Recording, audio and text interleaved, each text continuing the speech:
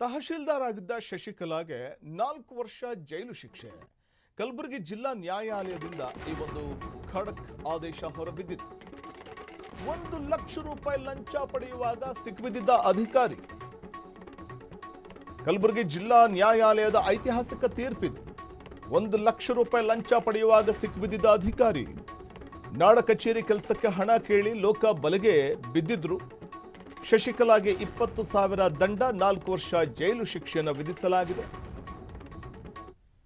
ಇದು ಭ್ರಷ್ಟಾಚಾರ ನಡೆಸುವವರಿಗೆ ಯಾವ ರೀತಿ ತಕ್ಕ ಶಾಸ್ತಿ ಆಗುತ್ತೆ ಅನ್ನುವಂಥದ್ದು. ಪ್ರಸ್ತುತ ಯಾದಗಿರಿ ಡಿಸಿ ಕಚೇರಿಯಲ್ಲಿ ಕೆಲಸ ಮಾಡ್ತಾ ಇದ್ರು ಇವರು.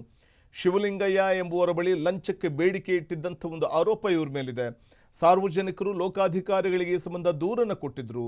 ಇದೀಗ ಜಿಲ್ಲಾ ನ್ಯಾಯಾಲಯದಿಂದ ಶಿಕ್ಷೆಯ ಪ್ರಮಾಣ ಪ್ರಕಟವಾಗಿದೆ. 4 ವರ್ಷ ಜೈಲು ಶಿಕ್ಷೆಯನ್ನು ವಿಧಿಸಲಾಗಿದೆ.